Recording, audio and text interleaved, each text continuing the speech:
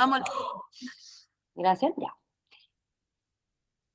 Hola a todos, a todas, profesora Javiera.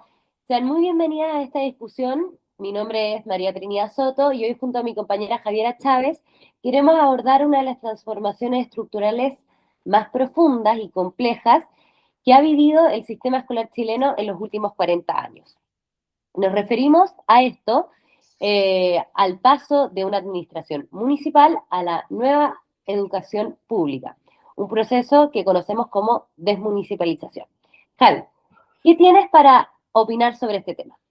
Hola Trini, mira, la verdad es que yo creo que es un tema sumamente relevante, no solo para quienes estudiamos las políticas públicas, sino especialmente para entender qué pasa con la salud mental de las comunidades escolares y cómo estas, o cómo se gestiona el aprendizaje en el día al día en las aulas de nuestro país. Justamente.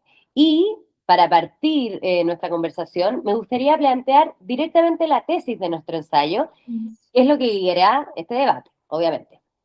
Nosotras sostenemos que, aunque la nueva educación pública es un avance institucional indispensable para que el Estado recupere su rol garante en educación, su puesta en marcha tan temprana ha estado marcada por severas fricciones organizacionales.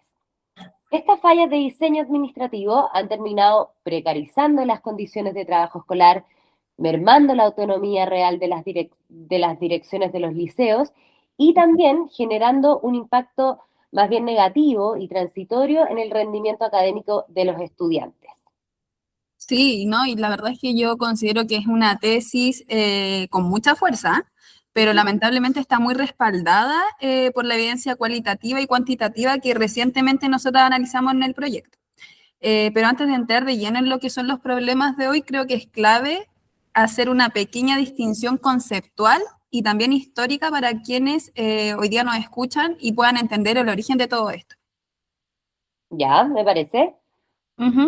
Bueno, en verdad cuando hablamos de municipalización nos tenemos que remontar en los años 81, en plena dictadura militar, donde la gestión de las escuelas fiscales se traspasó a los municipios. El problema de esto, como explica Christian Beley, es que se instauró una lógica de mercado que fragmentó el sistema educativo. Las escuelas públicas pasaron a depender del presupuesto y de la riqueza de cada comuna, lo que profundizó que se generara una segregación socioeconómica y esto precarizó el financiamiento. Sí, totalmente de acuerdo. Y Uh -huh. además se crearon brechas administrativas muy grandes. Por ejemplo, en los municipios la educación era administrada por los DAEM o corporaciones municipales. O, como revela el diagnóstico del libro de Belley del 2018, estas entidades eran eminentemente administrativas. O sea que casi el 60% de sus funcionarios realizaba labores burocráticas y solo un porcentaje muy mínimo de estos se enfocaba en lo técnico pedagógico. No, Y acá, totalmente. Uh -huh. ya, No, y acá, frente a esa crisis sistémica que se promulga, es que se promulga la ley 21.040 en el 2017. Y aquí es donde viene la distinción conceptual, que es súper importante tener clara. La ley, en este caso, crea el sistema de educación pública y establece una nueva institucionalidad llamada servicios locales de la educación pública. La idea en este caso era descentralizar el país en los 70 de estos servicios locales, que son los organismos públicos descentralizados y con un patrimonio propio, diseñados exclusivamente para dar un soporte técnico y administrativo a las escuelas. Esta parecía en verdad la solución ideal en el papel, pero la transición práctica ha sido otra historia. y es ahí donde entran las tensiones organizacionales que estamos analizando. Por ejemplo, el estudio de Garretón Uh -huh. et al. Es muy revelador en este aspecto, ya que ellos investigaron la puesta en marcha de los primeros SLEP y descubrieron brechas organizacionales muy críticas.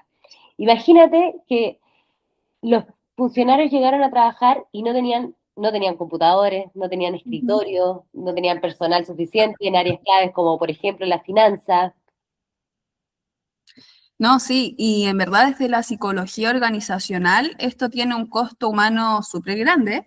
Garretón y su equipo acuñaron un término bien duro, pero muy real, que es que el sufrimiento laboral en los profesionales de SLEEP se vieron sobrepasados por la rigidez del derecho público y la falta de soporte.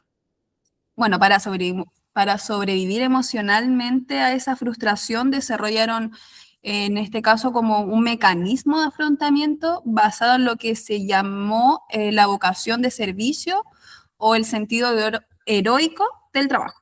O sea, en este caso, postergar sus necesidades personales para poder sacar adelante las escuelas de los niños. Sí. Pero, como bien nos advierten los autores de este artículo, me gustaría citar esto de forma textual porque Ujú. es central en nuestra discusión, ¿no? ¿Verdad? Claro. Dice, el éxito de una reforma de esta envergadura no puede descansar en el desempeño individual extraordinario. O sea, no puede sostener una política de Estado en el voluntarismo heroico y en el desgaste de las personas. Es una bomba de tiempo psicosocial, básicamente. Claro, y en verdad esa ineficiencia del servicio local lamentablemente gotea hacia abajo y Ujú. ahoga a las escuelas. Esto queda en verdad súper claro en el estudio que realizó Leiva Guerrero y Benavides Meneses en el 2024. Ellos encuestaron y entrevistaron a directores de los primeros SLEP que entraron en régimen. Los resultados cuantitativos son súper alarmantes porque en el 60 y en el 63% de los directores reporta demoras críticas en la entrega de los recursos de los materiales y también en la entrega financiera por parte del SLEP.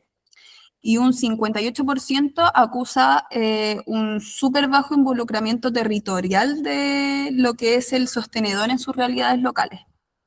Sí, es que es como una paradoja por un lado, Mm, porque se suponía que la nueva educación pública venía a liberar de alguna manera a los directores de las amarras burocráticas para que pudieran ser líderes pedagógicos en sus comunidades, pero al final, al no tener respuestas del SLEP, los directores terminan convertidos en prácticamente bomberos de la contingencia administrativa.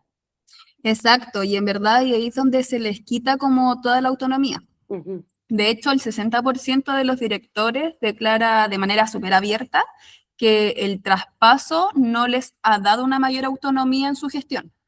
En las entrevistas cualitativas de ese mismo estudio hay una directora que lo decía de una forma súper directa y sin filtro, que te voy a citar también textualmente: ¿Ya? autonomía los directores no tenemos, o sea, deberíamos ser más autónomos en la toma de decisiones. Aquí volvemos a lo mismo. La rigidez burocrática del nuevo sistema les quita el margen, en este caso operativo, que las comunidades necesitan para responder como de manera rápida a los problemas que son de verdad urgentes, como las licencias médicas o en este caso también la convivencia escolar. Y aquí, justamente es donde viene la gran pregunta que conecta todo esto, que es, ¿este desajuste administrativo se ve reflejado en las aulas? Mm, Lamentablemente, hemos llegado a la conclusión de que la respuesta es sí. El ujú. estudio cuantitativo de Rowland, por ejemplo, evalúa de manera súper rigurosa el impacto de los primeros SLEP sobre el puntaje del CIMSE de cuarto básico. Ujú. Al aplicar una metodología causal de diferencias en diferencias, Rowland encuentra que la transición ha tenido un impacto negativo y estadísticamente significativo. Sí, y las cifras en verdad no son menores. En el análisis longitudinal del 2010 al 2018, los alumnos de las escuelas traspasadas a los SLEP obtuvieron en promedio un 4,56 puntos menos en el CIMSE en comparación con el grupo de control. Y si miramos la ventana de tiempo del traspaso inmediato, entre el 2017 y el 2018, la caída promedio es del 14,99 puntos, un resultado que en verdad estadísticamente es altamente significativo. Claro. Y esto nos demuestra empíricamente que cuando un sistema escolar vive un terremoto organizativo donde la información no fluye, las licencias no se cubren a tiempo y el liderazgo pedagógico se debilita por el agobio burocrático, básicamente. Eh, la inestabilidad de la transición administrativa termina pagándola directamente el aprendizaje de los estudiantes. Exacto, ¿no? Y bueno, en verdad ya como para ir cerrando nuestra conversación, dejar muy en claro que no estamos diciendo que la desmunicipalización sea una mala idea. Al contrario, en verdad es una reforma éticamente indispensable para desmercantilizar la educación en Chile. El problema es que se diseñó la estructura de los SLEP pensando en el control burocrático de los recursos y no en realidad, y no en la realidad humana y pedagógica de la escuela. Entonces, como psicóloga educacional en formación, yo creo que es súper urgente mirar el bienestar de las comunidades y la flexibilidad del liderazgo. Sí, totalmente de acuerdo, Javi. Y como este es un espacio de discusión abierta, queremos invitar a todos los que nos estén escuchando a reflexionar sobre 3 preguntas. La primera, ¿cómo puede el nivel intermedio de los SLEP equilibrar la rigidez burocrática del derecho público con la flexibilidad operativa que las escuelas necesitan para resolver sus contingencias cotidianas? Segunda pregunta, ¿de qué manera la psicología educacional y organizacional puede intervenir activamente para mitigar el desgaste emocional y el sufrimiento laboral de los equipos escolares durante el proceso de transición sistémica tan profundo? Sí, y también, bueno, para finalizar, dado que las mejores académicas estructurales requieren de maduración en el tiempo, también preguntarnos qué indicadores cualitativos de convivencia, participación y bienestar docente deberían priorizarse para evaluar el éxito de la desmunicipalización, más allá de las pruebas estandarizadas como el SIMSE. Exacto. Con esto ya esperamos que este espacio haya sido una instancia provechosa para repensar un poco la educación pública que queremos construir.